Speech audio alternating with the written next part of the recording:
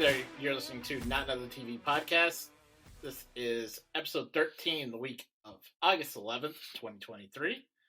My name's Drew Kundig. With me again, Mads Matsasi. Hello. Hey guys. Hey. How we doing? We gotta stop meeting like this. We do have to stop meeting like this. At a certain point, we just have to say, Mads, My you are co-host. now the co-host. I don't know at what point we say that. This is like relationship question of like, when do I say this is my partner? When do I say this is just a person I date? I don't know. It's like in Heartstopper where she's like, she didn't realize we were dating till after the 7th kiss. So we have to probably 7 times before. Okay. I think that's identifier. Okay. Good. I like having in place goalposts, so this is good for me. Thank you, queer rom-com television. Yes. Very apropos for this show. Indeed. So, how has your week been? Crazy busy between working all last weekend, Fan Expo Boston, and then coming home late Sunday night and then immediately like waking up a few hours later to grind and whatever for my main job. I just am like been go since a week ago. I literally have slept so terribly this week. But how has your week been? Fine. I worked at the growler bar at my work, and I just do not enjoy doing. I just straight up do not enjoy doing that. But it's things I must do, or they'll have me do things I enjoy even less. Basically, where I'm at. If I don't do this, they'll make me deal with actual more people. So I will take the devil I know. Yeah. That being said, it does exhaust me. I literally said to my friends today, because I was supposed to go to a tiny little queer con in New York City tomorrow, and I said to them, I have no spoons left because all of my socializing between Friday of last week to now have depleted them. I cannot people anymore. And here I am peopling with you, but I feel like it's not the same thing. So let's go over some news from the week. So we have passed day 100 of the writer's strike. And as I understand it, the union leaders met with the AMPTP, and it did not go well. No, it did not. At all. The AMPTP, from what I understand, attempted to pull some bullshit that was not allowed. So we are back to the grind. Yep. Back to the picket lines. Not that it ever stopped. So, yeah. In continuance from the last few weeks, the strike continues evermore with no end in sight. But there are some fun developments. My beloved Dropout TV, who does Dimension 20, who I've talked about a bunch of times on the show, is not that they weren't allowed before, but they are explicitly allowed to continue production on their shows. Well, that's good. Specifically Dimension 20, because that was the question that Samurai and co had big questions over of whether or not they are allowed, they're not union members, but whether or not it is scabbing to continue production. It's not. They're all good. I'm very happy about this, and this means that probably going to mention Dimension 20 in our lineup one of these days. Yeah, it also means that we'll have stuff to talk about down the line because they film so far in advance. It is truly not funny. That's good. Like, they'll have stuff 9 months to a year from now. So I'm very excited about this. As someone who likes Dimension 20 quite a bit. And as I've said, I've talked about it on this podcast before. Most notably with our friend Robin Jeffrey. But there is still more buffoonery afoot. This week's buffoonery can be found at STLV, which is the Star Trek convention in Las Vegas, where Robert Beltran, who played Commander Chakotay on Star Trek Voyager, just People of Hollywood, stop putting your foot in your fucking mouth, please. A challenge. A plea, honestly. Especially at conventions where everyone is paying attention and filming and recording and all kinds of stuff. Like, Yeah. don't do it at a place like that. Especially a fan base where the majority of them are progressive leftists. Like, what the fuck are you doing? And one of your main people on the negotiating committee, Michelle Hurd, is part of Star Trek and worked very hard to put this together, and you're trying to fuck it up.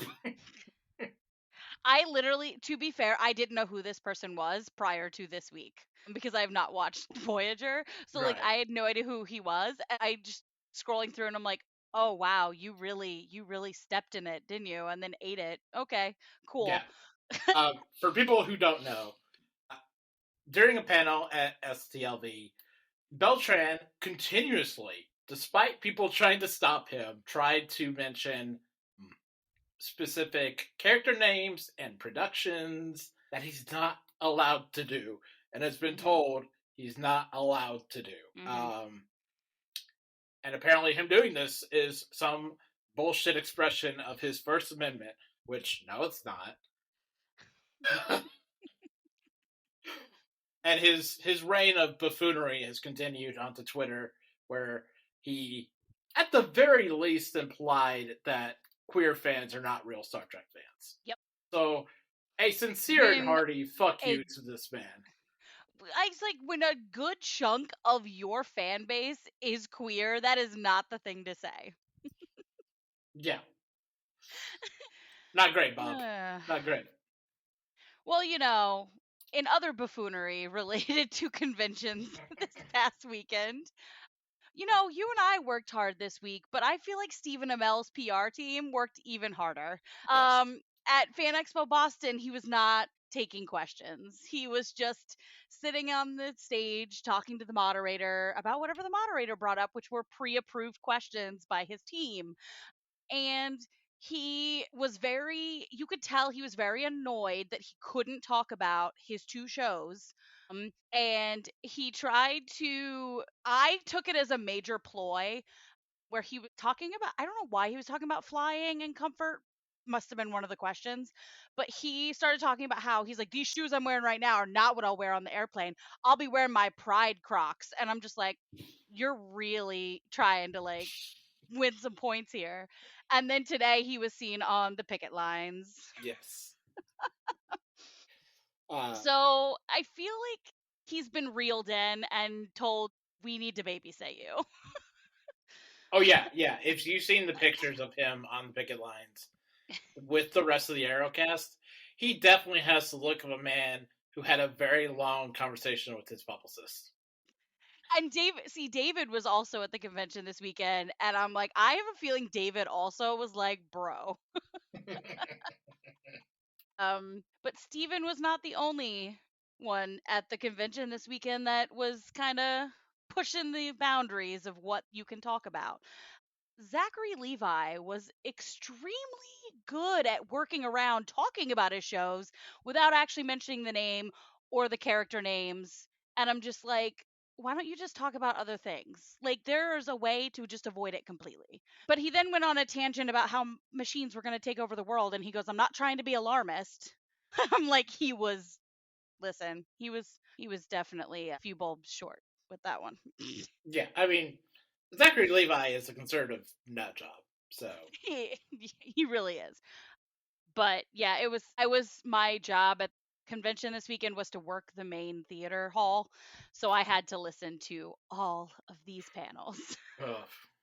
Which most of them weren't too bad. It was just I was like, seriously? And it was Zachary and then Steven back to back, and I'm just like, ooh, no breaks. yeah. But anyways, there's always at least one. Yeah, there's always one. Yeah, so we've got some good, got some bad here. Did you also see that the Parks and Rec crew came together on the picket lines today? I did. And they had little Sebastian. Little Sebastian, yes. Aubrey Plaza had a little Aubrey Sebastian with Plaza's her. sign. Did you see Aubrey Plaza's sign? She I think said, so, yeah. it said Ann Perkins works for AMPTP. And I died laughing because I was like, that is so in character for April Ludgate. April remains a hater. Always. So, who knows what will happen next? We will continue to keep you updated. Let's move on into the GOAT. Let's. So, last week, I nominated Marceline the Vampire Queen from Adventure Time, and Mads nominated Crowley from Good Omens. And in a result that could perhaps have been predictable, I did not win. I have yet once more been victimized by a fandom. And I have truly been humbled, nay, humiliated, brought asunder. I mean, and my eventual comeback will be severe and swift. Eventually, you'll come back. Eventually. Or will you? Will I? It is the question. It does appear to be the question. I mean, you did have a good run. That's true. It was good while it lasted. It was a good run. Succeeding against a wide variety of groups. So, since I did not win, Mads, you get to go first in the next pick for the GOAT. Sure. So in case people can't tell, I've been up in my Parks and Recreation feels lately. My roommate and I have been rewatching it at night just because life sucks. The real world sucks right now, so it's really nice to like watch that comedy because it's never not funny. And my favorite character from that show has to be Ben Wyatt, hands down. He's just, if you wanted to see me as a TV character, it is Ben Wyatt. Like, I'm Ben Wyatt. I'm a nerd. I was gonna say this feels like a prototypical Mads pick. It really is. I am very much a Ben Wyatt. I love calzones. I'm a nerd. I don't know what to do with myself if I'm not working or having a purpose. And I am very sarcastic. And yes, I like to pretend like I'm on a television show and look at the camera and make faces all the time. I don't know. He's just the first time in a long time, back when I first watched this show, that I was like, that is me completely in one character. Because usually I'm a combination of characters. But Ben Wyatt is that prototypical Mads in a television show form. I mean, he's great. He puts up Leslie shenanigans. Like, who doesn't like a guy that can do that? And real straight men do not act like Ben, so he's like that golden ticket that you wish existed in real life.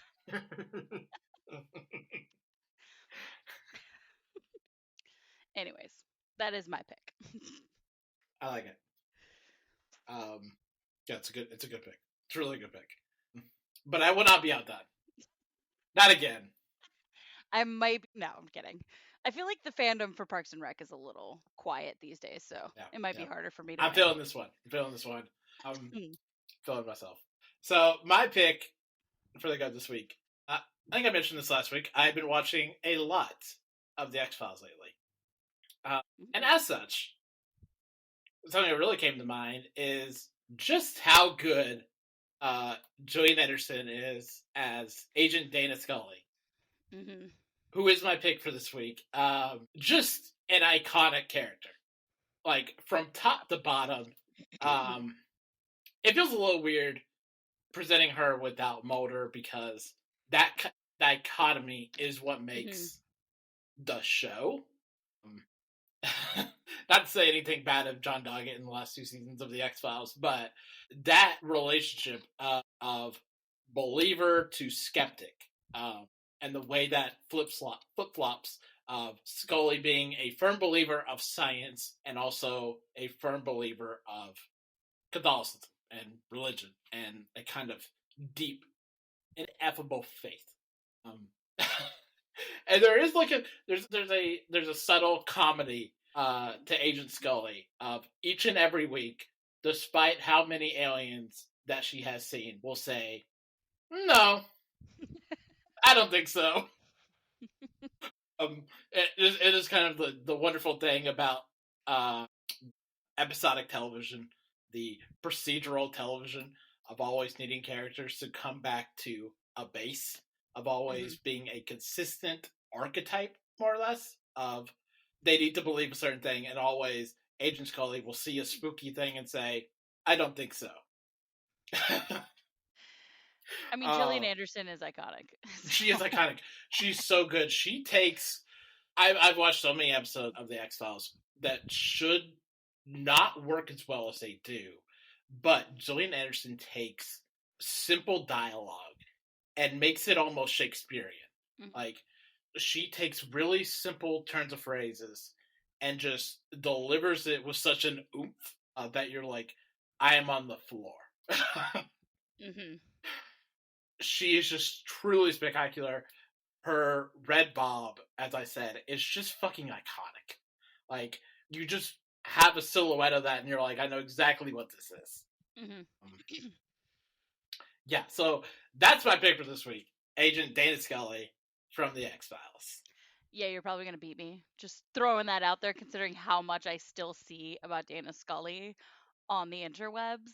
So yes, our friend Aaron is going to go fucking wild. Yes, my really good friend Jay, who wants to have sex with Gillian, will definitely. Yes. She'll be like, "Oh, absolutely." They will be like, "Yep, yeah. That's my MILF." Yes. Yes. Gillian Anderson, who refuses to age in any way whatsoever. Also, she's really good at making dick jokes. She really loves dick jokes. She loved Dick's jokes. She's a classic, iconic person to follow on the interwebs. Yes, it's outstanding. Anyways,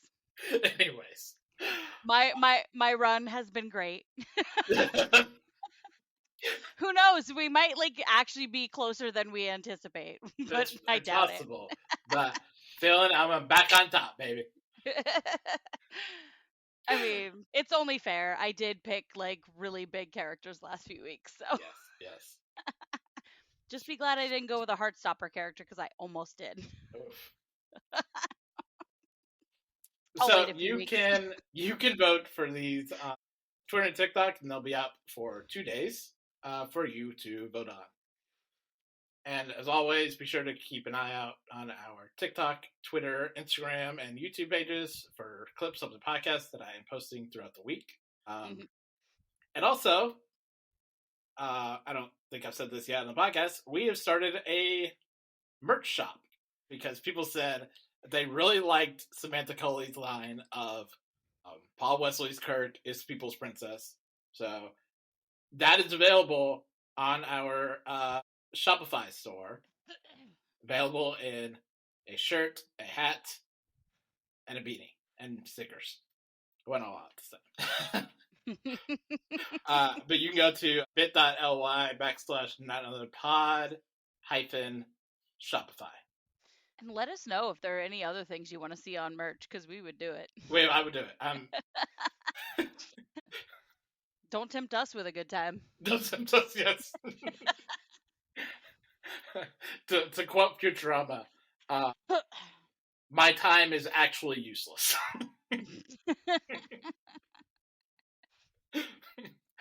So let's continue on into the show. So Finn and Jake set out to find a new home.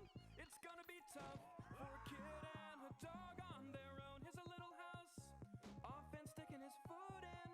Well, that's a bad idea, dude, cause now that bird thinks you're a jerk, Finn. Another chillin' on the side of a hill and thinking living in a cloud would be totally thrilling. Unless they find something inside, like a mean cloud man and his beautiful cloud bride. So, our first show for this week, we talked about this a little bit last week that we were going to do this, but we are going to be doing a rewatch of select Adventure Time shows. I've watched Adventure Time a lot. I think I watch it about once a year. and I literally just finished a rewatch like 3 weeks ago. So this is very fresh in my mind. Mads, I believe you have not watched it. I have prior to this week, I have never watched a single episode of Adventure Time. Excellent. So we for this week we watched season 1, episode 1, Summer Party Panic, season 1, episode 5, The Enchiridion, and season 1, episode 12, Evicted. So let's start with the first episode, Summer Party Panic. What I appreciate about this first episode is it has no interest whether or not you feel acclimated to the show. It just goes balls to the wall. It just starts, it drops you in the middle, and it's like, hey, here's a weird thing that's going on. I like books that start out that way too, you know? Yeah. So, like, I appreciated it. I was like, all right, you're not going to do any, establishing of characters. You're just going to be like, you're supposed to know who these people are. And I'm fine with that. Yes. And the idea that these zombies were obsessed with sugar, hilarious. Hilarious. Yes. Yeah, which are dynamics that like come to play and become even funnier on rewatches because these are candy people. Genetically modified candy people. So they are, of course, after sugar. Yeah, and I love some of the like character designs in this first episode as they're like, oh, this is kind of what we think the characters look like. Yeah. Especially of like Princess Bubblegum, who kind of has like a cake pop look to her. Mm-hmm. Like a cake pop if you just like put some hairs on top of her. She's adorable, and I knew of her prior to watching just because I work for a television website. Like, Right. she shows up on lists. But like, I just found her to be very enjoyable and very adorable, and I'm just like, I can see why people love this character. Like, she's very patient, considering, because what's his name, the main kid, what is his name? Finn. Finn is not an easy person to handle. No, he's very exuberant. He's a lot of energy. He's very much a 12-year-old boy. She takes it in stride. She's just like, okay, we're gonna do it like this. Yes.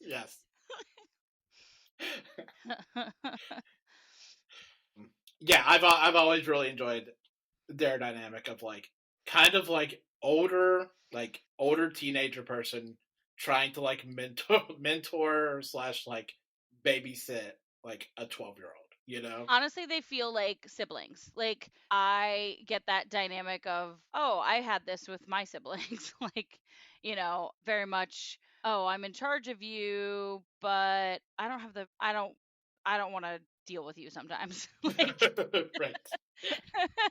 Like, you go be yourself over there. I'm not going to change you, but just back off a little bit.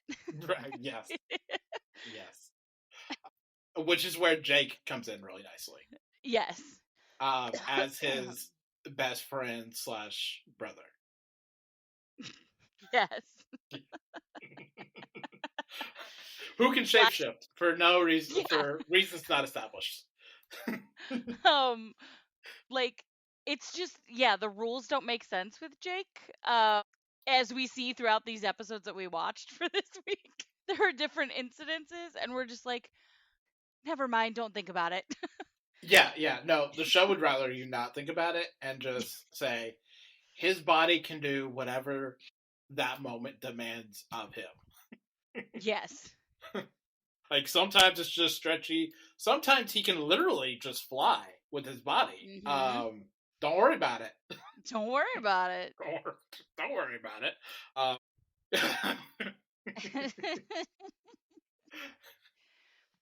Yeah, which brings us into the second episode, the Enchiridion, which kind of gets us more into the Adventure Time style of, we're gonna go on a quest and do a thing and fight a monster. Honestly, I thought at the very beginning it felt like Princess Bubblegum was just like, oh my god, I need you to go away. Here's a way for me to get you to go away. Like, she's just like, here's something for you to do on a shiny platter. yeah. I I also like she's like, "Oh, my secret entrance." He goes, "What are you talking about?" And she says to the like residents of this town, she's like, "Guys, look away." yes, They're like, "Oh, right, we're not supposed to know about this," which clearly everybody does. yeah. And also because all the candy people are stupid. That too. They're all fucking stupid. But like, I think the more charitable way of looking at that is she is someone who not admires Finn, but like wants to give him tools. hmm As Yeah. someone who's very exuberant, and his only real protection is a shape shifting dog.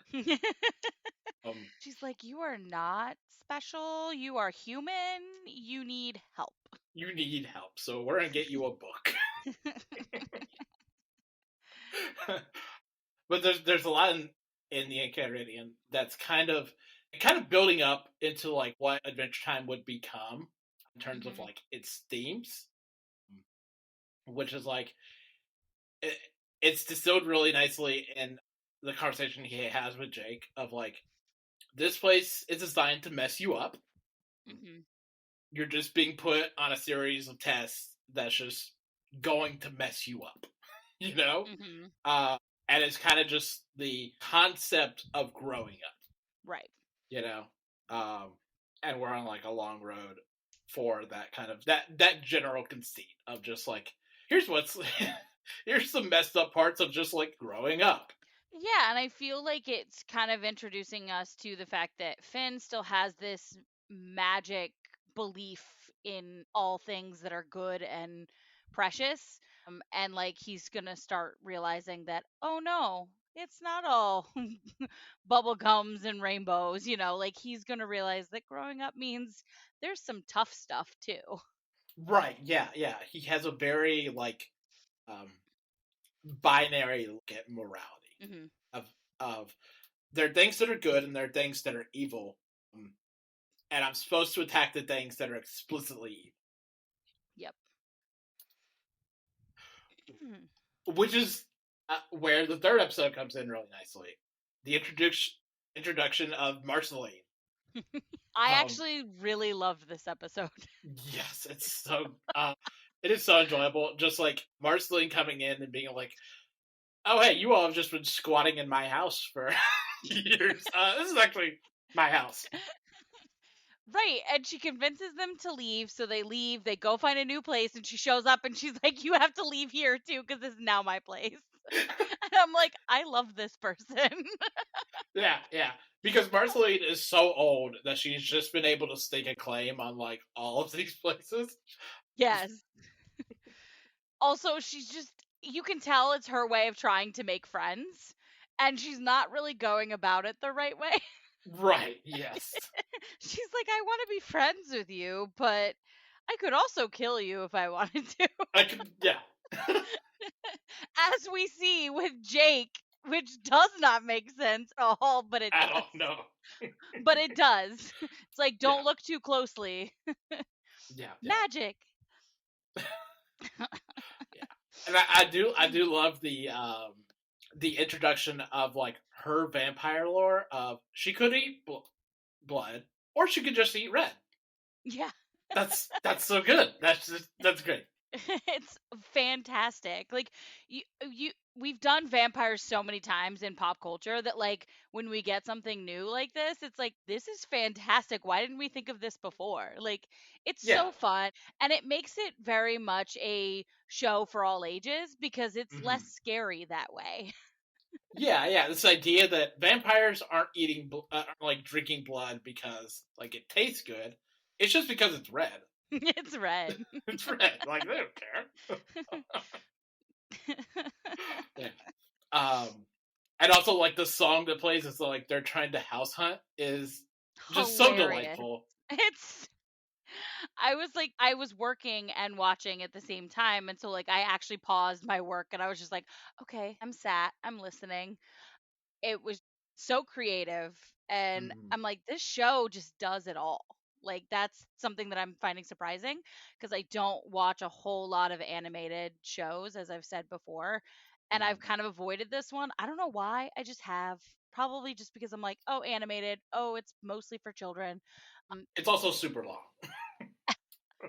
Yeah, but honestly, we watched these 3 episodes and I let it play between the episodes because I was just like, Right. these are 10-minute episodes. Like, Mm-hmm.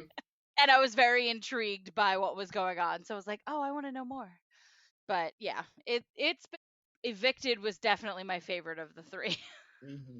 It's just fun, fun, fun, and we get to meet a new character, and I was on the lookout for this character because I'd heard about this character, and so it Right. was nice to meet Marceline. Yes. Yes.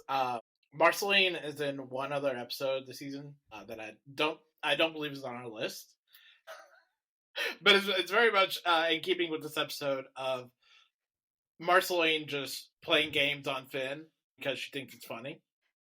Just getting him to do like more and more outlandish things and like flipping the script on him at the last second.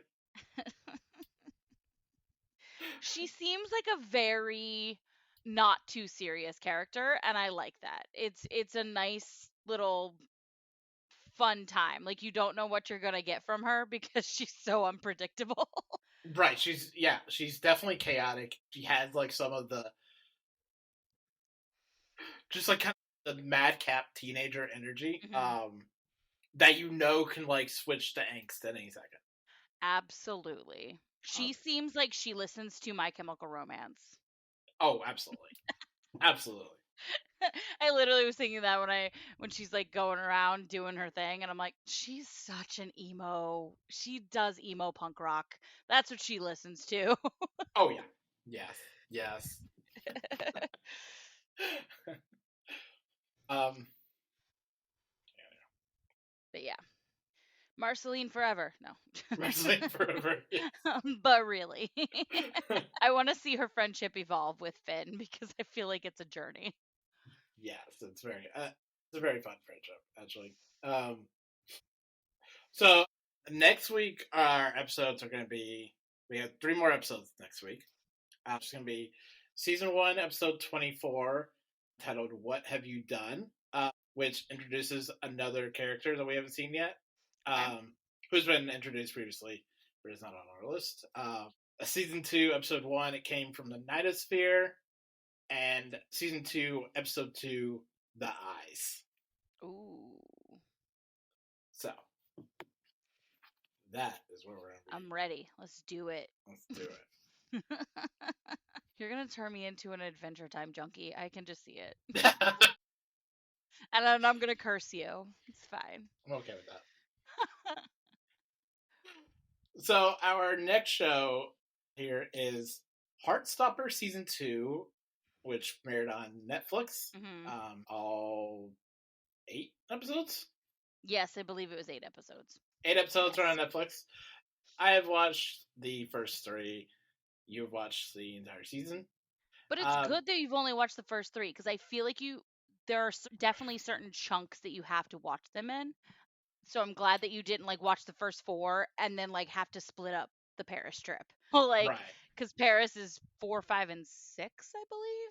And so like, and then 7 and 8 are like the prom because that's the things that they set up in the first couple episodes. They're like, oh, this needs to happen, this needs to happen, and this needs to happen this season. And so like, there's those chunks of those things Right. happening. So yeah. So tell me what you thought of this season. I absolutely loved it. I read the web comic as it, was written for the last so many years.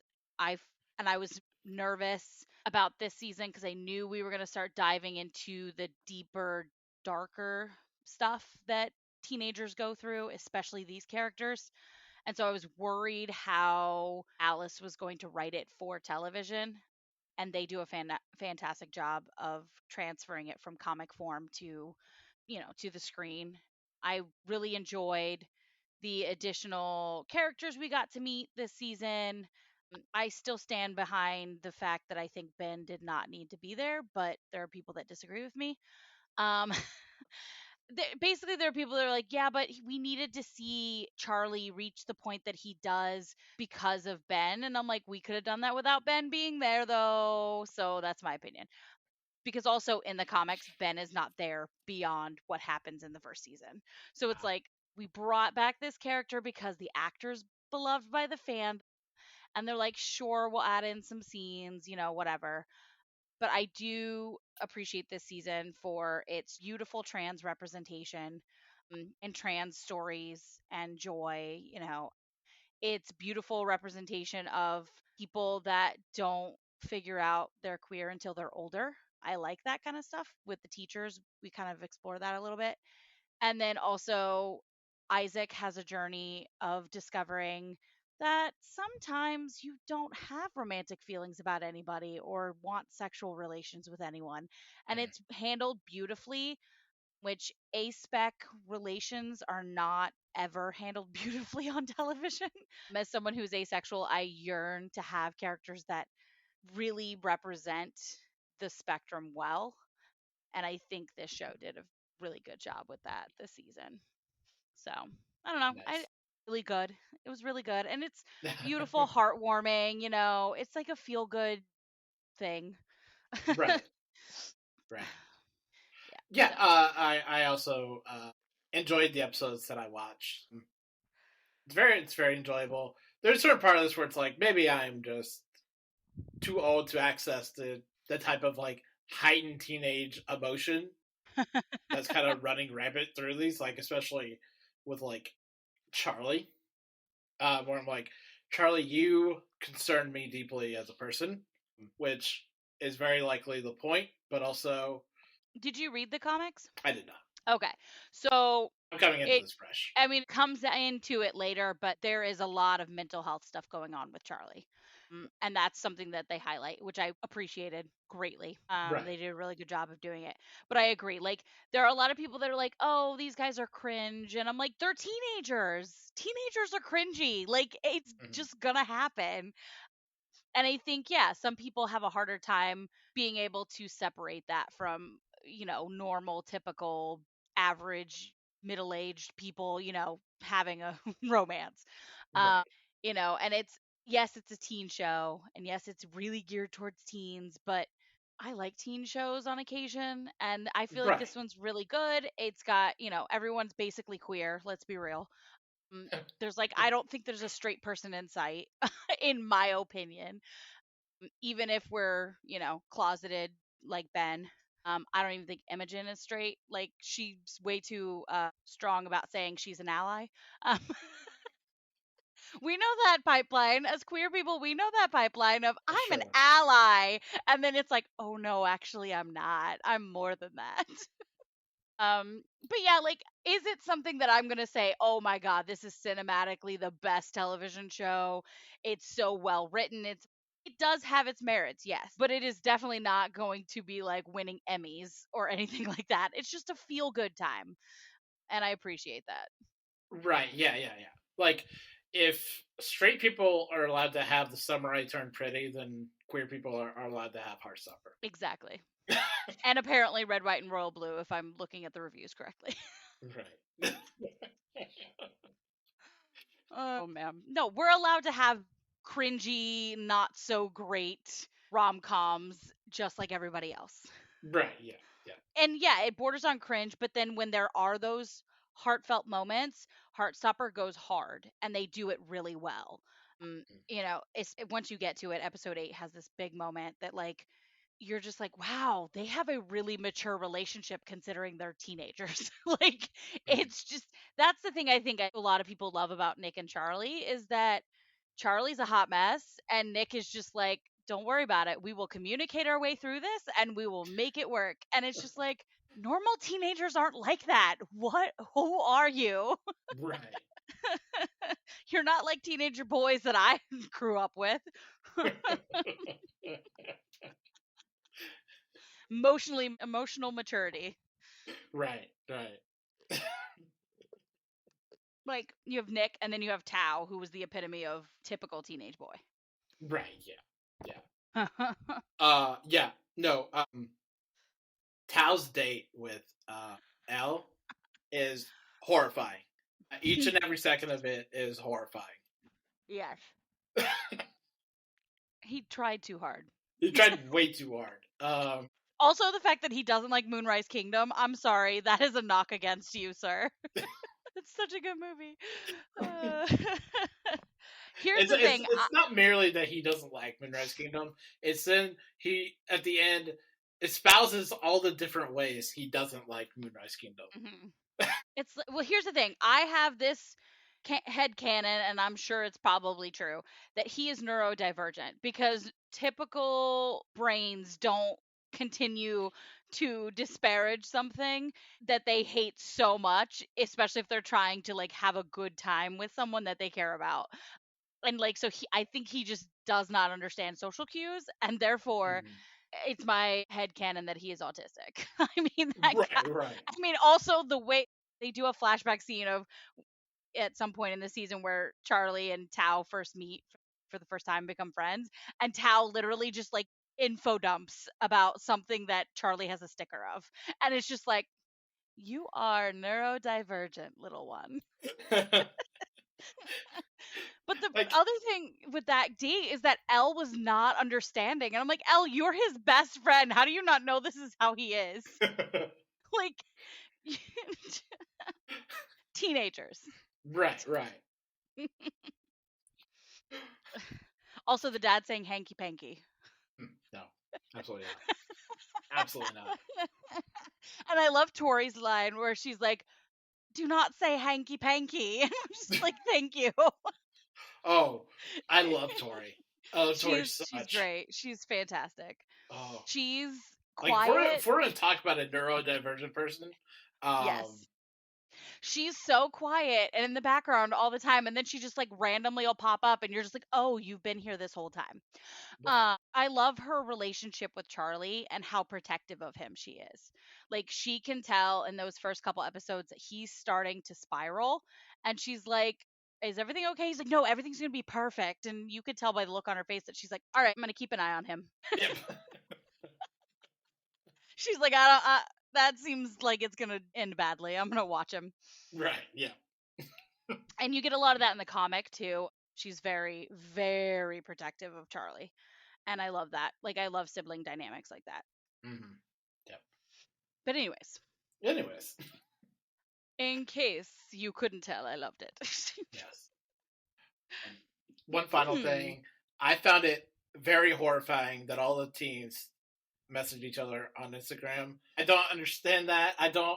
This is the way the youths communicate now. I don't know. I don't quite understand it either, because in the comic it's text message. I'm like, why aren't we doing text message? Was it easier to like fake an Instagram message screen, which is possible. There are times like when the group is chatting, like Charlie, Elle, Isaac, and Tao, you can tell that it's text message because they're colored bubbles, whatever. But yeah, like Charlie and Nick don't text each other. They Instagram message. I'm like, that doesn't make any sense. I don't know. It's one of those like design ideas that you're just like, okay, you did a good job of representing what Instagram really looks like. Do we need it all the time? No. Yeah. But maybe, I don't know, maybe youths talk on Instagram now. I almost messaged my 20-year-old sister and was like, is this the way the teenagers text now? Is this what's going on? Maybe if they don't want their parents to find out. I don't know. I don't know what it is. I don't know what it is. Also, one final thought from me. Olivia Colman needs to be my mother. Thank you. That is all. Yes. They picked her. I was very nervous coming from going into season 1 that I was like, okay, who are they going to be able to pick for Nick Nelson's mom? Because she is this kind and motherly figure that like just radiates love and warmth from the page. And you're just like, okay, that's really going to be hard to translate into a person. And then Olivia Colman shows up and I'm like, nope, that was perfect. That was it. There we go. We did it. Good job. But yeah. So that's Heartstopper. Moving on to our next show. Yes. On a wildly different track, we have Reservation Dogs, Season 3, Episode 3, Dear Lady. Oh, this one was rough. This one was really rough. You know it's going to be rough when they have a disclaimer at the beginning of the episode. Right. This is one of those episodes that is hard to watch, but is crucial. Mm-hmm. Like Yep. culturally is important. Yeah. Because we have heard characters like in this show and on other shows talk about the essentially forced captivity of indigenous children in what white people would like to call boarding schools. Yeah. Like we we've heard this in other episodes of this show. We've heard it on like Dark Winds talking about the boarding schools, but I don't think we've ever seen a depiction of it. Certainly not like this. Not unless it was a movie that's specifically about something like that. Like, you know what I mean? Like, if it's something that just comes up in the background of the bigger picture of the story, we don't really see it.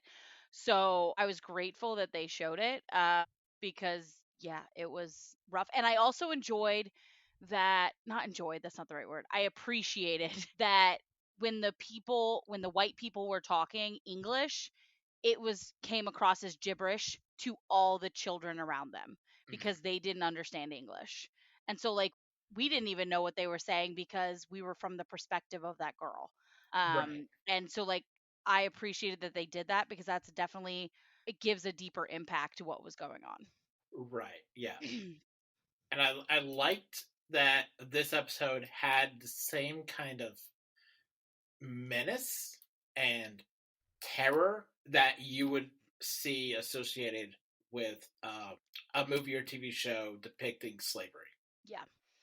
As being on the same level of inhumanity. Yeah. And just seeing like that slow rollout of how this creates someone like Dear Lady. Yeah. Um, But yeah, like that line that Coda says where he's like, you know, you don't ever leave unless you go to the cemetery. And it was just like, oh, shoot. And then the next scene they start taking children in the middle of the night and then they're never seen again.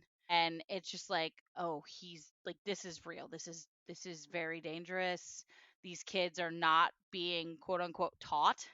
It's just another way for the white people to eliminate what they see as a quote unquote threat. right. Yes. Unfortunately. Mm. But it was very, very difficult to watch. But I appreciate that they didn't shy away from depicting it. Yeah. Apart from that, the actress who plays Dear Lady continues to be great and terrifying. Like you have no trouble believing that this is a woman slash entity that will murder you. Yeah. Has no qualms about murdering you. Even the way she talks to Bear, like there is that underlying menace that Bear even is like, you're. By the time she drops him off, he's like, "Oh, you're not going to kill me?" And she goes, "No." But like when we first see her, she's walking into a bathroom with a bloodied horn from a stag, and you're just like, "Oh, this is not good." Like you're like, "Oh, okay." There's something up here. Like she's covered in her hands are covered in blood. The horn has blood all over it, and you know that she's up to no good. Right. Yeah. But it's satisfying. No good. Like it's no good that's Yes. It's satisfying. like karmic no good. Exactly. She's like, "Oh, she's like, I killed wolves in human form." And I was just like, I liked that like imagery. Because natives are very in tune with nature and animals and have a lot of culture that surround spirit of angels and things like that, and or angels, why did I say angels, spirit of animals. I'm tired. But like, and to put that into perspective by saying that these people were wolves, it gives new meaning to wolves in sheep's clothing. Right. No, I was watching a TikTok the other day, and someone was asking an indigenous person on there if they thought that the term spirit animals was offensive, and they were saying yes, but not for the reasons you think, because all of the white names that people come up with for indigenous culture is explicitly white. Yes. we don't have words like tribal or chief or spirit animal. Mm-hmm. Same idea of like killed by a human wolf. Mm-hmm. It's not a term native to indigenous people, but it's a Yes. term that needed to be applied for a threat, Yes. for something discernible, something that they did not have organically in them, Mm-hmm. Yeah. Yeah. So I love like that inclusion of that language of like a human wolf. Yeah. And I liked that at the end, you see his grave and says, killed by human wolves. Yeah. And then like, you get that flashback where he talks about how he wants to go fishing. And so she goes fishing at the very end. And it's like, all right, she's accomplished what she has been dead set on for many years. I feel like he was that last person that she needed to give karmic justice to. Right. And so now she's like, I'm at peace. I'm just gonna go fish. And it's interesting, like how old the man is that she kills at the end of the episode, because ostensibly, with our understanding of like who she is and her powers, she could have found this man at any time. She waited until he was old, until he had lost things, until he was disgruntled and bitter and had lost too much. Yep. And that's when she took him. Right, because she wanted him to feel what they felt as children. Yeah. Yeah. Like, she could have taken him 20 years ago. But she was patient. And it's...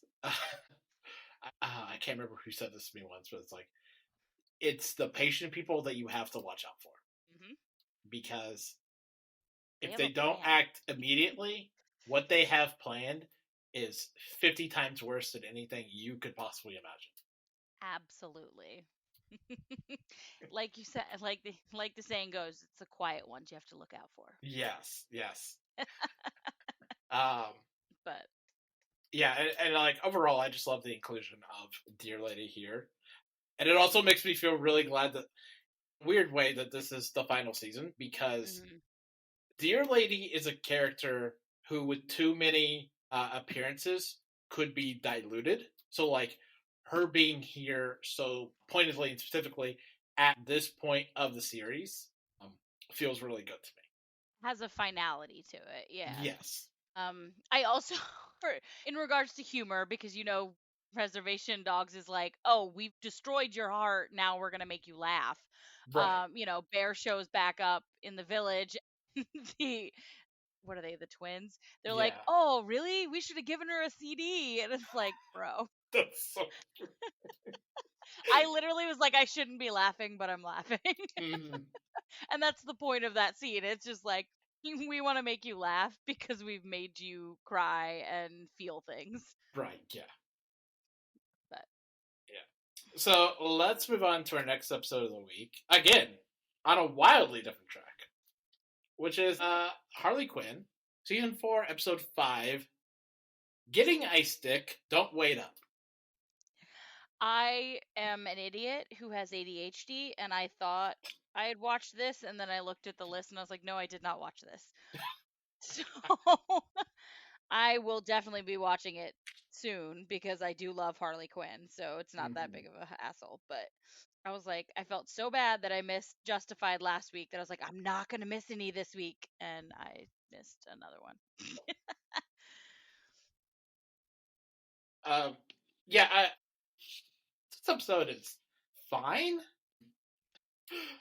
It's basically about Harley realizing that she can't see at night, which is a detriment to being part of the Bat family who beats criminals up at night. At night, yep. She's just now discovering she can't see at night. How long has she been around? Yeah. Love you, Harley. Love you. Yes, and goes to get eye surgery, so she can't see for like most of the episode. By her ophthalmologist, Supergirl, which I think is so much fun. I love the idea that Cara Danvers decided that she would be an eye doctor instead of like This a show reporter. continues to take these superheroes and like flip them on their head. Yeah. Although I'm not gonna lie to anyone, and pretend like I'm a better person than I am. I was waiting to see if Supergirl would ever at all mention Lena Luthor. I'm not too ashamed to say that. You shouldn't be. I shouldn't be. One day it's gonna happen. One day Lena Luthor is gonna come into DC proper, and I'm gonna be there, and I'm gonna get the super core that I deserved. This isn't that day. That's not the point. Yeah. Not the point. Listen, we all have our head canons that we want to have become canon. Like Yes. we all have them. Yes. So I fully support your Thank you. I appreciate that. Your journey here. Yeah. I was like, what word do I use? Gordon also comes back in this episode. Yes. For yes, his Gordon drunken does. stupor of not being commissioner anymore. I mean, it's his whole identity. Like, really that surprised. And becomes a security guard for the Legion of Doom. Of course he does. Of course he does. Because, I mean, when you can't be the commissioner anymore, what's the next step down? Security guard. Yeah, and we see Ivy get the team of publicists that used to work for Lex Luthor. I guess they'll work for Lex. And now work for her and try to build up her image in really stupid ways. And yet again, another example of sometimes Poison Ivy has a really obsessive, addictive personality that if you give her things, she just kind of latches onto them too much. That's okay. That's okay. We love Ivy. We love it for her. Yeah. So yeah, overall, it's an okay episode. It does kind of bring up the idea that like Harley subconsciously wants to continue being a villain. Yeah. Somewhat addresses that. Not really.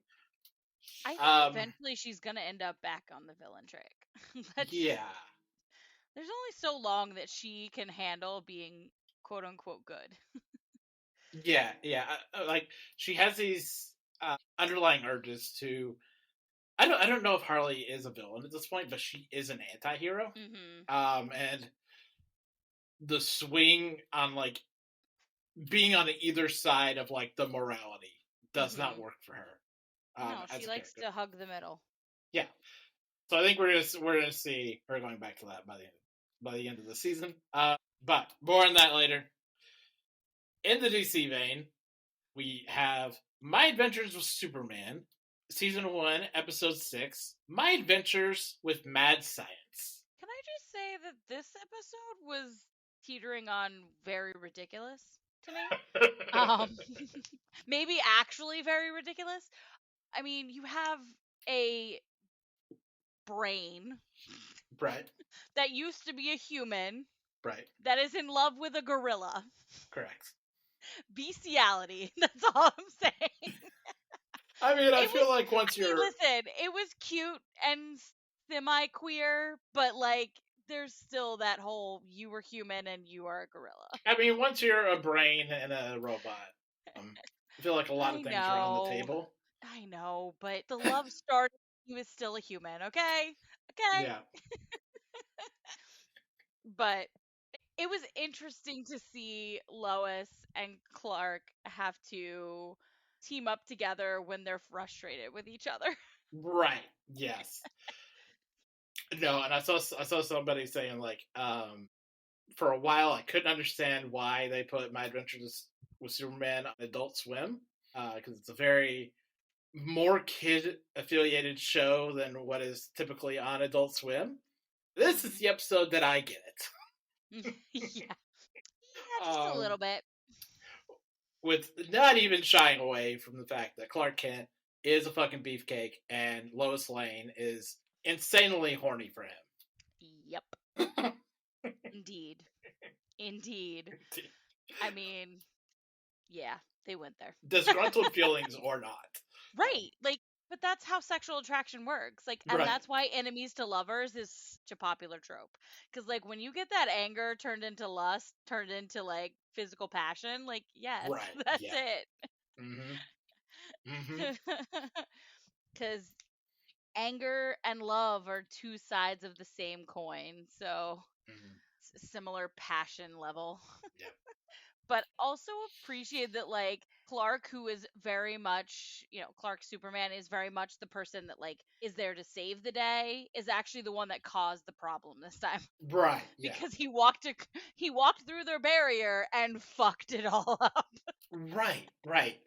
Um, but not only that, but this that they also discovered that the robots have kryptonite weapons, Yeah. which is I think that's an interesting thing because we usually only see that in later incarnations of Superman lore. Of Superman appears, people discover kryptonite, put it into their weapons, attack Superman.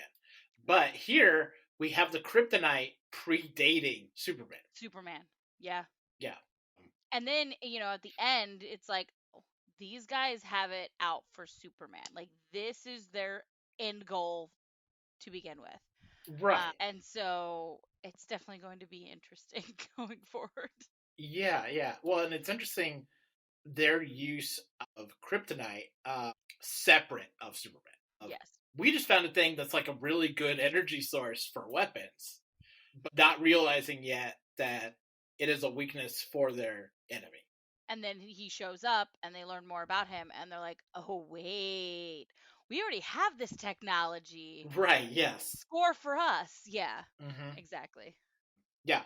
And then like the introduction here of like Cadmus, which is like historically been very anti-Superman, anti-meta-humans. Yep. Like throughout like DC lore. But it being a separate entity from Task Force X as being led by like Amanda Waller. Yeah. And those being very separate things in the past, but now being, and it also will be the same thing. It was also interesting that, like, it seemed like Cadmus, like, started off being okay with metahumans because obviously they put the serum in the gorilla. Right, yes.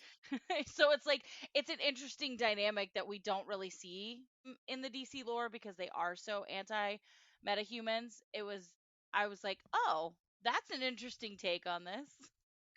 That, like, they started off being okay, but then, flew too close to the sun and realized, no, this is terrible. This is bad. We need to be against everything like this.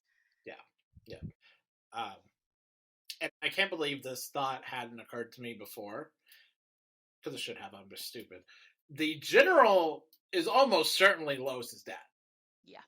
Like, I mean, almost definitely Lois's dad. Because if you look at, Superman and Lois on the CW, that's who the general is. The general is Lois's dad.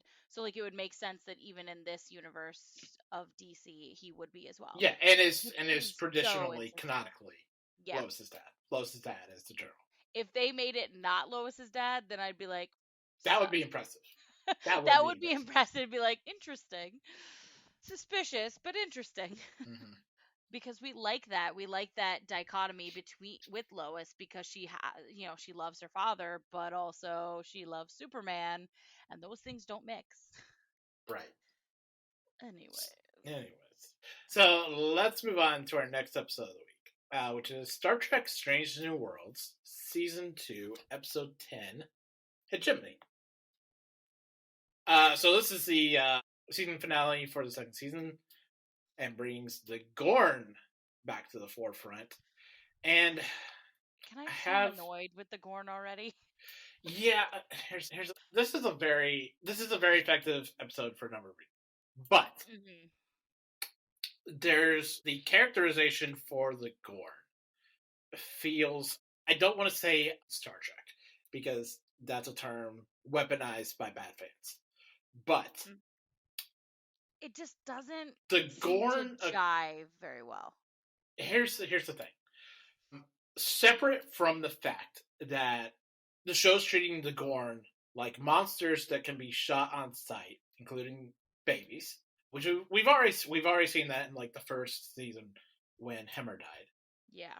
From the the baby Gorns, but even separate from that, there's a very simplistic characterization of the Gorn as these monsters, as irredeemable monsters, Mm-hmm. who are somehow savage and bloodthirsty, even though they developed starships and warp technology and very impressive weapons. A beacon to like prevent people from leaving or calling out to other people. Like that's not simplistic. Like Yeah, I these do don't feel like mindless monsters. right, and I feel like Star Trek has a history of okay, monsters are never just monsters. Like there's always an underlying motivation behind them. Right. And I feel like that them trying to do that with the Gorn, saying they're just monsters to be monsters, frustratingly annoying. Right. That brings me to my actual point, which is that the villains of Star Trek are never simplistic. Mm-hmm. What makes the antagonists of Star Trek so interesting is their complexity. Is the way that they reflect certain parts of the Federation back on itself. Yes. The Borg being the ultimate example of this. What if you had a species whose entire endgame, whose logical extension, the most logical extension of the Federation being bring people within ourselves, assimilate, so we become greater than the sums of our parts. Like that's why the Borg are such a good, effective villain, apart from being extremely scary, And you see that, you see that in Deep Space Nine with the Cardassians, stretching out, making colonies. You see that with like Romulans and Klingons. Yes. Every time you see a big villain in Star Trek, they have complexity and nuances. But there's not a nuance to the Gorn. They're just lizard people. They sort of tried to with this episode, like try to establish that maybe there is a bit more to them, like with them saying, "Oh well, they don't normally," with Lon saying, "Oh, they don't normally do this. They normally, attack each other. They don't really team up." And I was like, "Are they trying to like do what Pike has been sort of surmising in the effect of he wanted to go explore to find out about, Chapel and what's her face? I can never remember her name." And he's like, well, maybe the Gorn aren't just monsters, you know what I mean? Like he tried to say that, and then all of a sudden they turn around and Lon's like, oh, they don't normally do this. And I'm like, wait, are we trying to make them more than just bloodthirsty lizards? Because like it feels like you don't know what you want to do with these characters. Right. Well, like the visual language of the adult Gorn in the spaceship and its tail hanging down, evoking the xenomorphs from Alien. There being a bloodthirsty, monster that just wants to breed more of itself throughout the galaxy. So like, if the idea is for the Gorn to be more than what they are, more than what is being demonstrated on the show, then your visual language is working against that. Yeah. And, goes back to they simplify the Gorn as being like just out to kill all the humans and reproduce. Like that's what their motivation is. But then you have this, like you said, they have spaceships. They have these beacons that cut people off so that they can kill them more easily. Okay, that's not simple. That means they have some sort of development in their brain that they can create stuff. They can be tricked by Scotty's, device. Like it's just everything is working against itself with these creatures that I'm at the point of I'm just done. Like, can we just move on from Gorn? Can we just let them sit? Because we've also had 3 instances in this series already of the Gorn, and it's like we're only on season 2. Like, can we just deal with somebody else for a little bit? Right. And it's a thing of they've now boxed themselves in with the Gorn because with like half of the cast being taken by the Gorn, they're now in the position of either the Gorn are exactly what we say they are, and that's very simplistic, Yeah, and it's very simplistic, and it's just a horror movie. Or there's a subversion about to take place where the Gorn are more intelligent and thoughtful and more sophisticated than people think they are. Then in that case, we're the bad guys because we just killed their babies on sight. Yep. Like, All yeah, that aside from this episode, right. I loved the introduction of Scotty. Oh, Like it's so good. Scotty is one of my absolute favorite characters. And so like the minute that character showed up and he started talking, I'd go, "Oh, is that Montgomery Scott?" And then he goes, "I'm Montgomery Scott." I'm like, "Yes, Scotty." Yes. No, like 5 seconds before he said his name, I was like, "Is that fucking Scotty?" My friend and I watched it around the same time, and we literally texted each other when that scene happened, and we were like, "Is that Scotty?" Because we both love Montgomery Scott so much. Yes. Oh, it's so good. But there even with that, there's also the worry of adding too many TOS Yes. characters into this.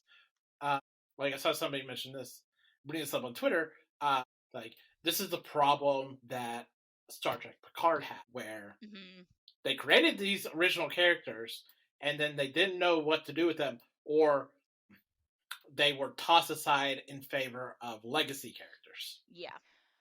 I liked seeing Scotty. I really hope that he does not join the crew because, like, yes, of course he's part of TOS, but like, we're still a few years off from TOS. So it's like, Right. give him some time away, like introduce him, have him have a, this situation with these guys, and then push him off screen for a bit and then bring him back later. Like, we don't need him to join right now. Like, Right. let him stay fresh. Mm-hmm. Because we have so many great dynamic characters as it is. I love that Ortegas finally got to be on on a crew, and her navigating was hilariously awesome. And she just like looks over at Pike and she goes, "Oh, you trained as a pilot?" And he goes, "Yeah, it wasn't like that." Like, he's kind of like, "It wasn't like this though." Yeah. He's like, "You definitely are really good at your job." Mm-hmm. Yeah. Yeah. We love Ortegas. Um, I and honestly thought they were going to kill Chapel. I know that doesn't seem plausible, but I was just like, oh, maybe they are actually killing Chapel. Like, that would have been. I genuinely thought they were going to kill Battelle. mm-hmm. The night is still young. No, I'm just kidding. Yeah, well, that's the thing. That's the thing, because they what like put her in stasis at the end of the episode. So now you're in the position of either killing her as soon, like in the first episode of next season. Which why would you do that to Melanie Scrifano? She needs to survive. Or you keep her around and nobody wants her to stay around. You know, Yeah. like nobody is in favor of Patel staying around. As much as I love Melanie Scrifano. They like her at a distance because like she's just there. She has no business being on the ship. Like, they are just like, nope, we're good. We don't need that up in our faces all the time, meaning their relationship. Like, I get why people don't necessarily want her to stick around. I get it. Right. She's definitely one of those characters, like, yeah, she's good to see every once in a while, just like T'Pring. Like, we don't need T'Pring around all the time. No. But you're right. It's like, okay, what are they gonna do with her? Like, Right. And especially like the continuation of that relationship, which is polarizing, to say the least. yeah. The other thing is, like, okay, if they keep her in, if they like keep her around, they don't kill her, they keep her in stasis. I could potentially see it as a situation kind of similar to Jonga's daughter, where she stays in stasis and we see her occasionally, and then they're trying to figure out how to fix her, and then she either dies or they fix her. Like, just Right. drag it out a little. Right. Yeah. Who knows? Yeah. But I will say, seeing Spock emotional it's one of those times where like I didn't like Spock becoming a human in the one episode because that's like very much completely against everything that is Spock. But I do like this episode because we get to see those elements of his human side that he can't control. And Mm-hmm. it's that his feelings for Chapel and that thought that he's lost her forever and they haven't had a chance to reconcile from the argument that they had. And it's like that's so raw and relatable that he just does a great job of portraying that. Kudos to the acting on that one. It was beautifully done. It wasn't overdone because obviously it's still Spock, but Right. it was done to the point of we understood his pain and his frustration with himself, his fighting of his own human, his own nature, Mm-hmm. both the Vulcan and human sides of him. So there were good and bad of this episode, basically. Yep. Yep. So Until next time. yeah, until the Until next next time. season. So our next episode here is Nancy Drew, season 4, episode 11, "The Sinner's Sacrifice." Ace was around people. Aces are just about to say, like, they're finally not pretending that Ace is on a different fucking show. Alex Saxon finally got to like actually engage with the rest of the cast. One of the great things about Nancy Drew is that it's never shied away from Ace's Jewish culture. Mm-hmm. And I love that they did a full on Seder. They're like, you know what? We're going to go balls to the walls about this Jewish Passover thing. And it's going to be full screen. It's going to be front and center. It's going to play into what's going on. And it's just so well done. It's been a while since I've said that about Nancy Drew. So Right. Yeah. it's something that was well done. Yes. We like Jewish representation. Yep. Yep. And the rest of the episode is fine. That's okay. Whatever. Like, the Truth and Family Foundation lady being in is like such. It's obvious to the point of like almost exhaustion because of like. Mm-hmm. Yes, the people who have a problem with this are almost always hypocrites. Right. And so like this is the next logical extension of that. This is like the next step of that. But it's like there's a certain bit of me that does not care. That actress, I can never not see her as her character from Army Wives because I watched Army Wives for so many years. And so like I see her on screen, I'm like, oh right, she's on this. I always forget. Like for some reason I always forget she's on. Right. And then I'm like, oh yeah. But also was just like seemed to very contrived that the ghost that Ace has been dealing with it might actually be this great sin that him and Nancy participated in. And I'm like, and now she's like able to touch people. Like, I'm like, this is. I was like, Nancy Drew will generally break rules of what we know about supernatural related things, but even this is a bit much. Right. Right. Well, and it's like why is she suddenly a very physical form? Right. Right. Well, you know what? I didn't have to say goodbye to Bess's ghost girlfriend just for Ace to get a ghost girlfriend now. Like, I didn't go through that just for this to happen. She survived because Ace said, I don't want to say goodbye. Okay, well, what about Bess? Bess said all that shit, with her girlfriend. Bullshit. And I loved Bess's ghost girlfriend. She was so much more interesting than this one. Yeah.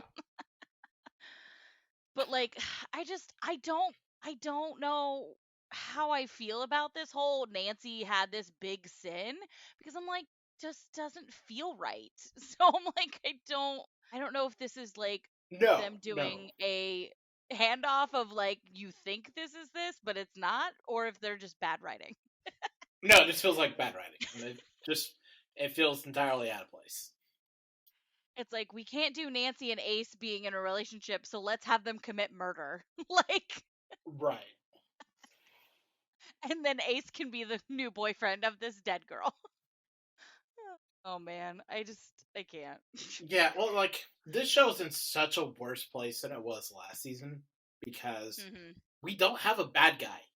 Yeah. We don't have a bad guy that we care about. Like last season, um, that back like that villain was just so much more compelling and interesting than like there's nothing here.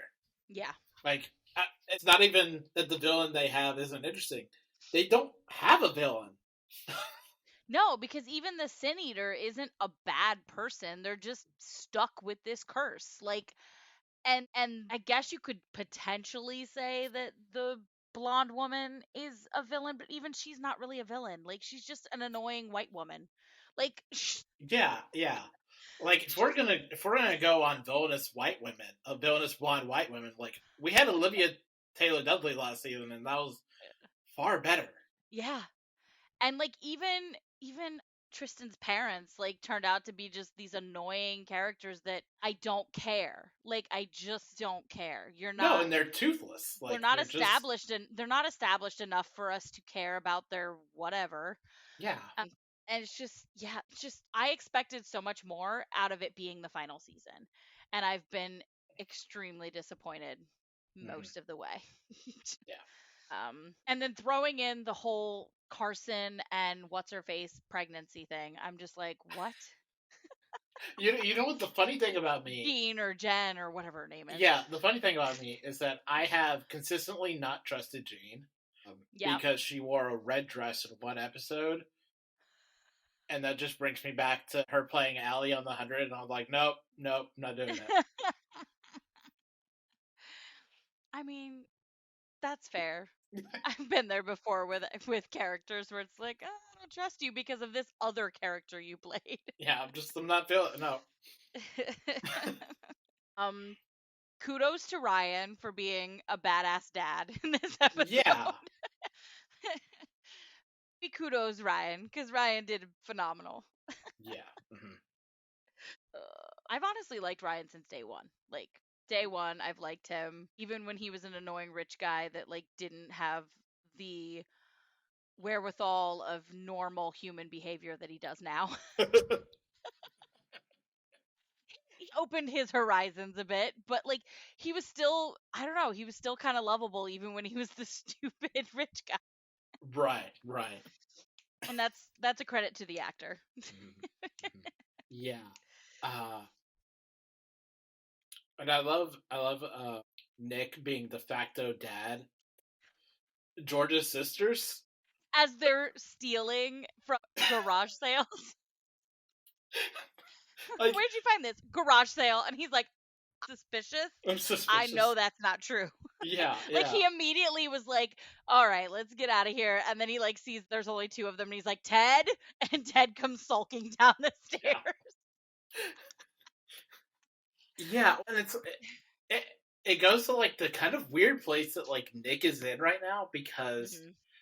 he should not still be the kind of weird authority figure for like George's sisters or like have Mm-hmm. as strong a place in like George's life as he has because some I noticed in this episode like Nick and George still have like a really good camaraderie, you know, like Mm-hmm. they're still in it together even though they're not together. uh, Yeah, makes me like he talks about oh again, if you're not on screen very often, I'm not going to remember your name. His new Jade. girlfriend, Jade. His new girlfriend and he talks so, positively about her. At the same time, we never see him with her. We always see him helping out George and her family. And it's like, are we setting this up for them to get back together or are we moving them apart? Because, like, the end of this episode, they have that conversation about how George is like, it's weird for us to be on different roads. And I'm like, but you don't seem like you're on different roads. You seem like you're on the same road until this random moment when he decides to be mapping out a road trip with his girlfriend. Right, Like, like you're co-parenting George's sisters together, like yeah, for all intents and purposes. yeah. I don't know. Maybe it's kind of like so in my family, to be fair, this is after two people were married and had children together, but like in my family, my uncle has been married many, many, many times. But the only one that stuck around past the divorce was his first wife, and she's still considered family by my grandparents. And the rest of the family, it's like, oh, that's Aunt Paula. Like, I call her Aunt Paula, even though she hasn't been my technical aunt for many years. And Right. I guess it's also plays into that, okay, they had kids together and that's part of the reason. But like, there are many marriages that break up that they're not still part of the family after the breakup. And so, like, I feel like this is what's happening with George and Nick. It's like, I'm like, this is like my Aunt Paula situation. Only Nick is Aunt Paula. Right. He's the one that's still part of the family. He still comes to the holidays. He still hangs out with the siblings. Like it's interesting. It's not a dynamic that is explored very often, so it's hard to say if it's really just them working towards getting back together or if they just have such a strong bond that he can't just up and leave her siblings. I don't know. Right, right. Well, and ever since like a couple episodes where they put a real fine point, like canonically, there's been a year in the show of Mhm. now thinking more of like Nick and George met each other, got together, got engaged, and then broke apart, all within that 1 year span. 1 year.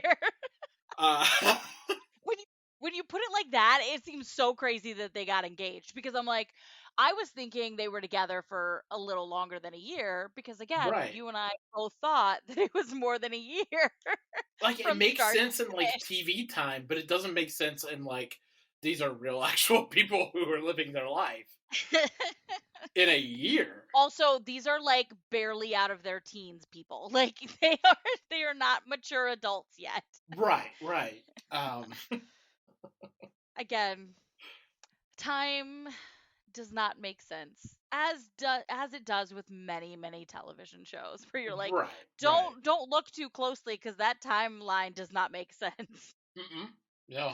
It's like we got to the end of Schitt's Creek and it had been David and Patrick had known each other for 3 seasons, so you would typically think, oh, that's 3 years, and then Patrick says something like a year and a half ago, and we're like, what? A year and a while ago? What? It's like, no, sir, you've been together at least 2 years. Mm. Timelines, television, they do not hold hands. No. It's fine. It's Yeah, fine. that's fine. Nothing makes sense. It's fine. So let's move on to our last episode of the week. What? Yes. Which is season 1, episode 5. You good? I thought you were asking me for a second, and then I'm just like, that's the episode title. Sorry. It is indeed. The Ignore episode me. I'm title. tired, people. Yeah, yeah. So this more than anything just feels like a holding pattern for the show, where not a lot happens. In typical Justified fashion, we see Raylan Givens sleeping with women that he honestly has no business sleeping with. I literally was watching this episode and I was like, okay, so she's just getting around with everybody. But then I was like, but that's Raylan too. Like, what? Sir, you have no business. She's the lawyer whose client is the person you're hunting. Like, I was just like, sir, like not having known this Justified universe prior, I'm like, sir, that seems like a bad idea. if we're talking about this being a proper successor to Justified, Raylan Givens sleeping with a questionable woman that he kind of knows is top tier Justified. I also love that, like, right after she basically dismisses him and tells him to leave, that one guy shows up and he's all territorial about it, and I'm like, sir, you literally had sex with her once. Like, you are not in a relationship with this woman. Calm down. like hold your horses, bro. Yeah, but most of the episode is just kind of setting Carolyn up to make bigger swings in the coming episodes. She definitely has her hand in all the fires. Yes. She literally is in cahoots with everybody else in the show. And it's like, but no one else knows who all she's talking to. Like, that's the beauty of it. Right. Like, she's talking to, Raylan. She's, her client is Mansell. She's got dealings with, what is his name? I can never. The old Sweetie. guy at the bar. Sweetie. Again, I am the worst with names these days. But yeah, like, she's got dealings with him and she's got, dealings with this guy that she gave money to. Like, it's just like, lady, like, what is your end game here? I'm very curious. So now I'm like invested. I'm like, all right, what's your end game? Right. Well, like the one character that Caroline has no involvement with, Sandy, is probably the one that most needs her help. Yeah. You gotta help a fellow female out there, Carolyn. Why are Right. you dealing Well, with all especially men? Like, because Sandy is so phenomenally above her head. yeah, Like there's a certain extent that like Sandy is not cognizant of how much trouble she's in, or right. like how close to the fire she's putting her hand. You know? Well, because she's young, she's naive, she's in love with Mansell, and she thinks that what he's doing is justified. um, but like she doesn't realize that no, honey, you are implicated in all of this as well. It's not just him. Like if he gets in trouble, you get in trouble, and she Yeah. doesn't realize that. Well, and she's canonically she's high most of the time. Like she Yeah, is so intoxicated both by Menzel and by the drugs that she is constantly yeah, putting into her system that like she does not realize. And you see like little moments of like she does realize like how much of a fuck up this is. yeah. And then she gets high and she forgets. Yeah, or Menzel says something shitty to her, like subtly shitty, like Hmm. the way that I was talking about last week of like someone who is not abusive but also is abusive. He's emotionally abusive. Yeah. And that's the worst kind of abuse in my opinion because it's so subtle. It takes a very long time for the person that's being abused to realize they're being abused. Mm-hmm. Not that I'm speaking from experience. Um, I find it a little bizarre that there was no aftermath of no real aftermath of like what happened with the Albanians, or that like Sandy's roommate Mm-hmm. had like teeth pulled from her mouth because of like people on Raylan's team, or like there's blowback because the case isn't going fast enough, not because like they're doing like anything that's like actually happening, you know? Right. Like that was a little weird flex going on in that scene. I was like, wait, we're complaining because it's not going fast? Isn't that typical of murder cases? Right. Well, and also like we know who did it. Right. Well, yeah, we do, Like but we know who did it. those Like hapless idiot cops do not. And the fact that I feel like they're not like I'm like I know that Raylan's kind of outside of the quote unquote jurisdiction of cops. At the same time, he's still a law enforcement person. And does he not communicate anything to these guys? I guess not. Like That's what I'm guessing. I'm guessing the answer is no. right. Which he might not be because he might be of the thought process that I want to catch this guy, and if I tell them anything, there's a chance that I'm not going to be the one that gets to catch this guy. Right. Well, like the other cop that he's working with, or like the other guy that he's working with, is a Detroit cop, Yeah. right? So, like, um,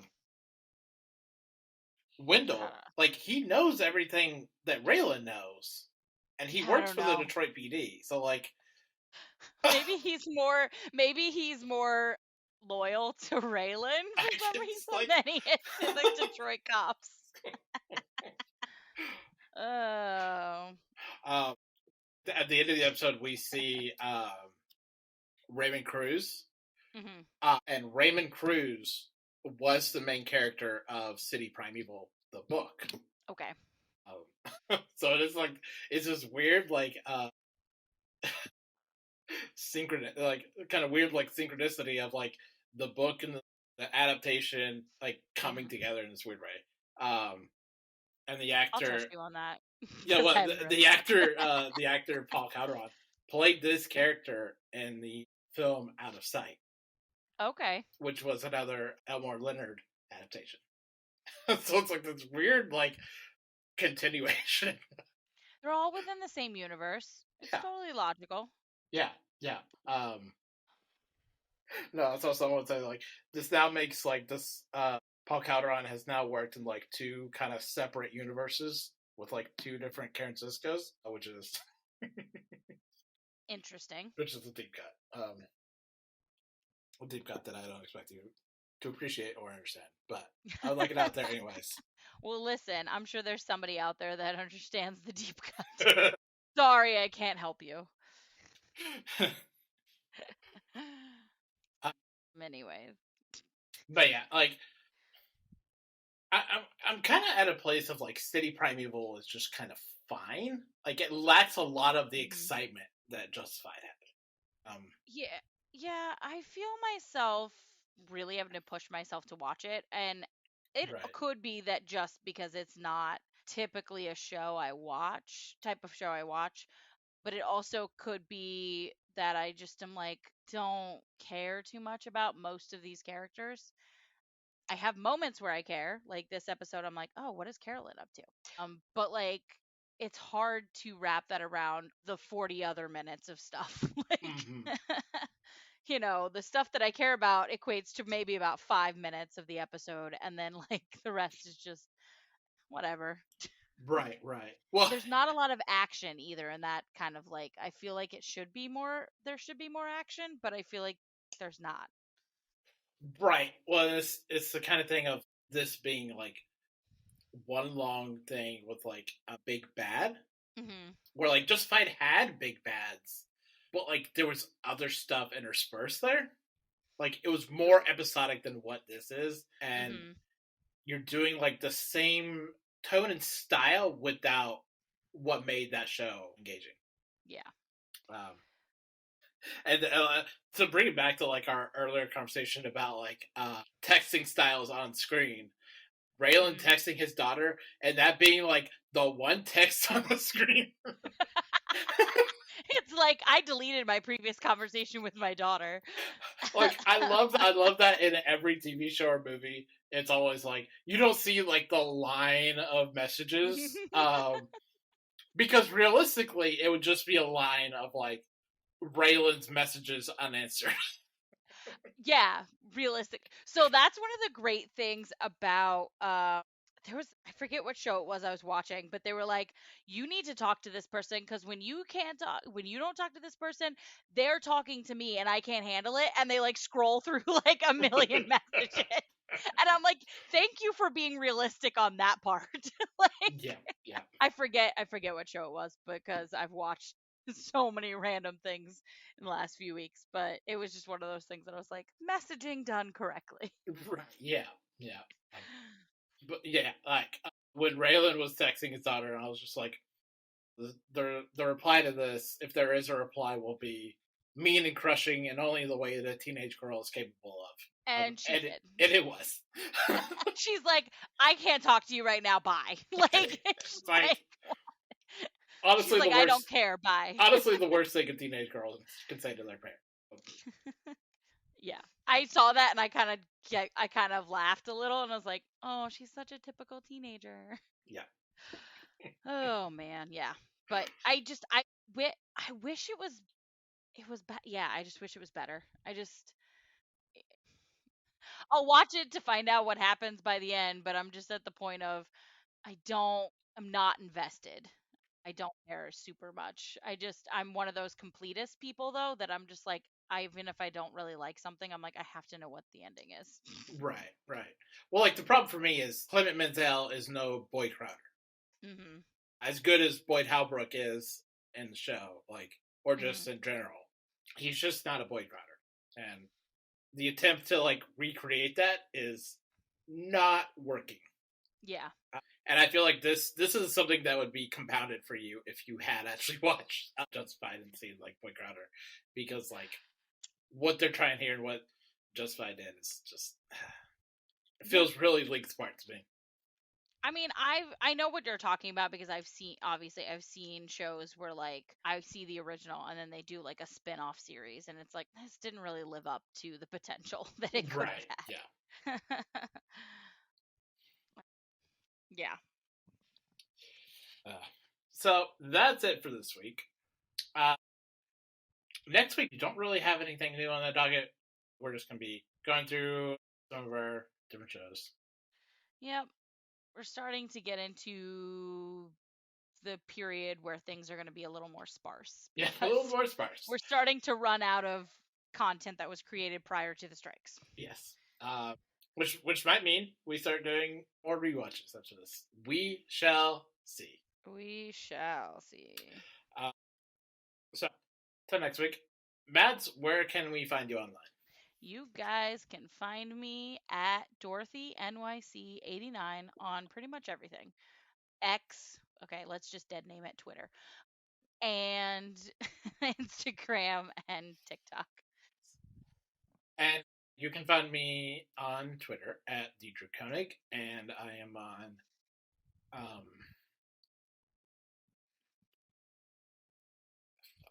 TikTok? Oh. Yes, I'm on TikTok at Drew_Koenig. That wasn't the one I was looking for, but yes.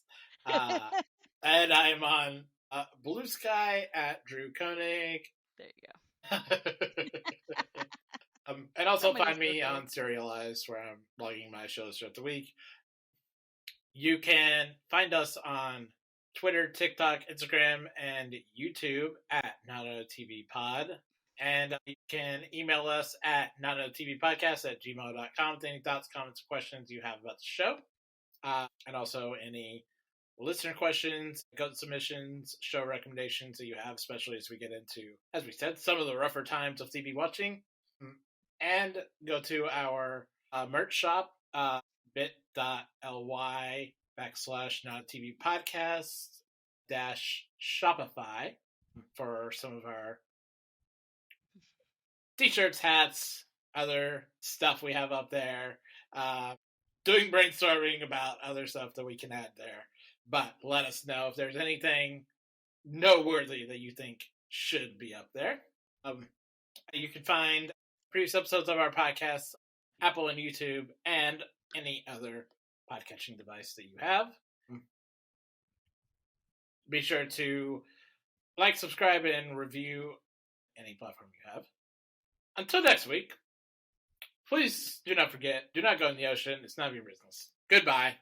Goodbye.